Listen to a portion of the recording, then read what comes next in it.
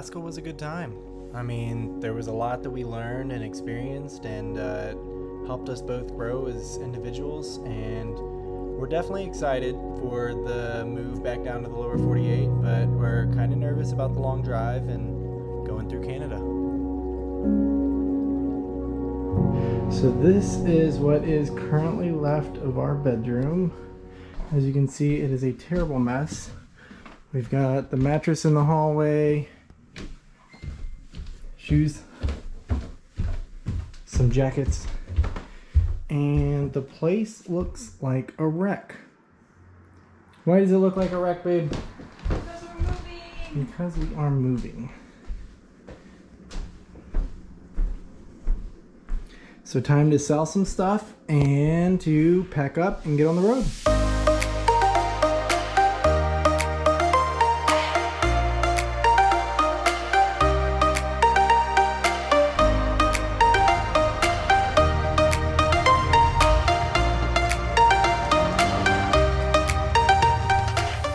Okay, it is time to take all of this trash to a dumpster that is very, very far away.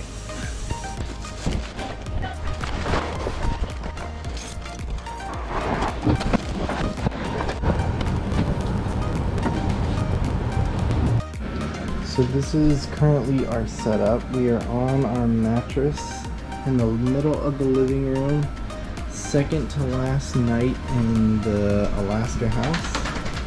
And we have this blanket up on the window blocking the street light. And yes, this is our setup. Alright, so this is the last day in the Alaska house. We are packing up and getting things ready to go, and that'll be the end of it. And then we'll be leaving and hitting the road, headed towards Canada.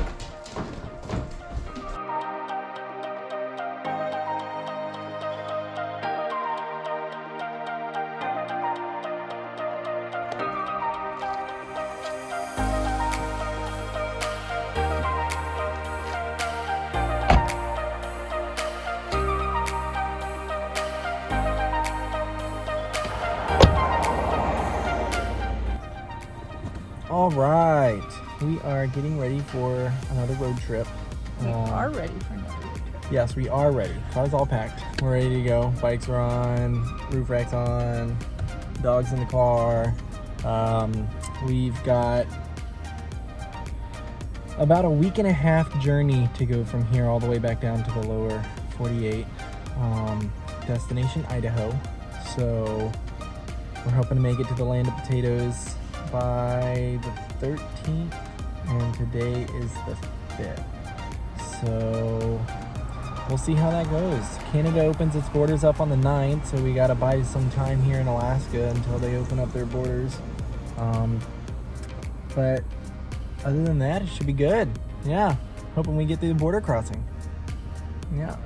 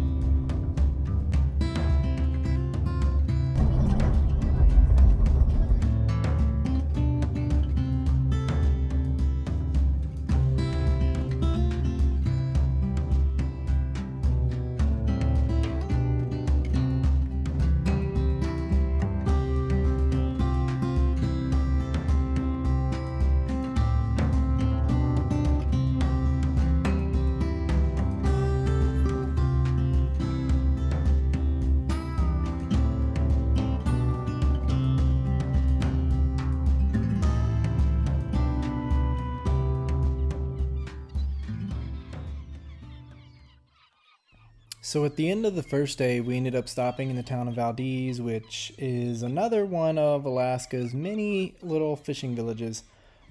This one was by far the prettiest and coolest village that we've been able to visit. Had a glacier nearby, a super cool restaurant that we stopped and ate at that hosts events and has a bunch of stuff going on for locals and tourists alike. There was also a salmon hatchery that we stopped at. And that sort of brought us to the end of our day one.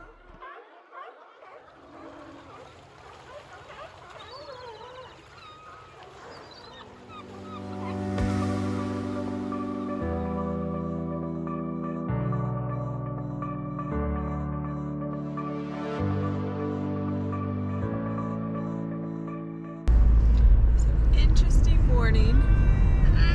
We are up very early. Yes. And we're up even earlier because we were sleeping in a very secluded campsite last night, right before the border. And about 1:30 in the morning, we woke up to flapping on the top of our tent. Scared it away, kind of tried to go back to sleep, but kept hearing more noises. At one point, somebody told me like it was climbing the ladder up to the tent. The whole truck was shaking. So we kept shining the light around, never saw anything, and then we hear our neighbors start honking their horn. So evidently they saw something too. So eventually we just got up, packed everything up, and we are on the road at 4:30. So we should reach the border pretty soon. Yeah. Quite the time. Yeah, very sleepy, very tired. Devin's drinking Red Bull.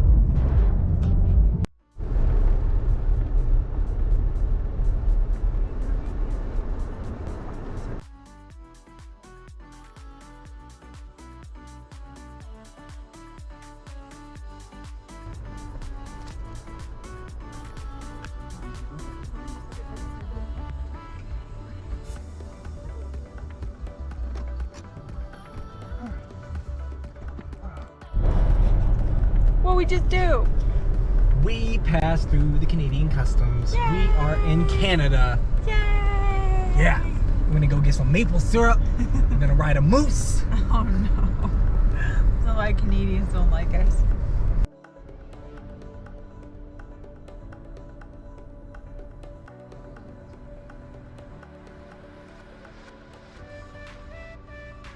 What are we visiting?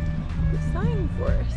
Yes, the Signpost Forest in Canada.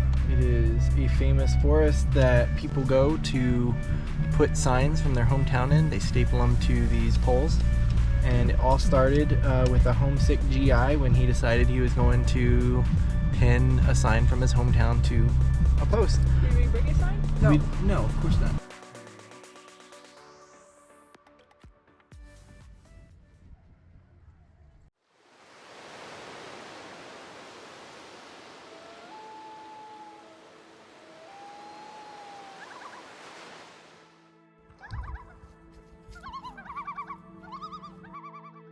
There was a lot of this trip where it was just, your typical road trip, but then there were the parts where we were just, wow, like that is incredible.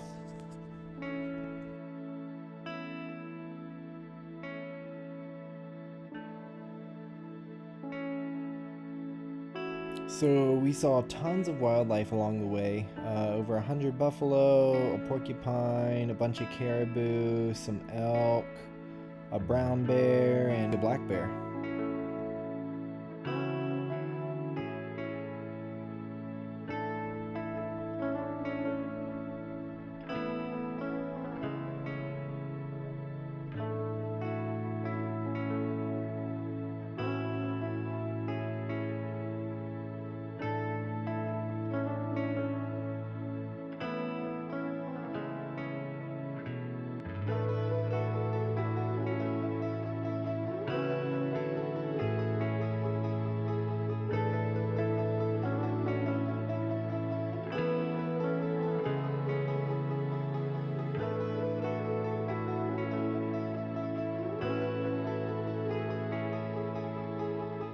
Where are we?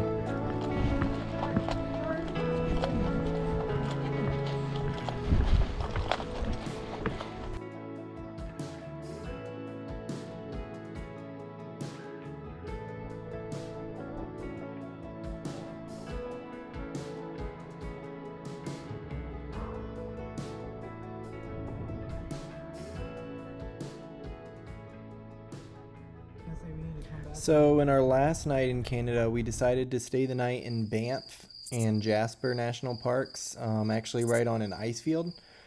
And the national parks in Canada are pretty big.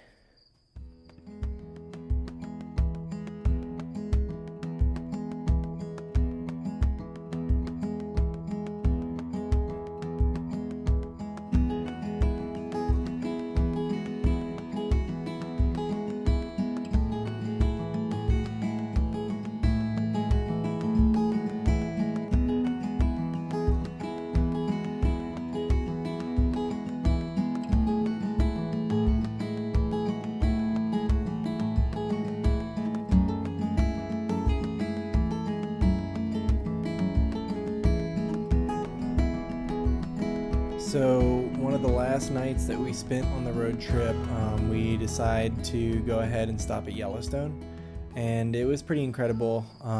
Definitely worth the visit if you guys have never gone. Of course, there were more buffalo and just seeing the geothermal vents, and yeah.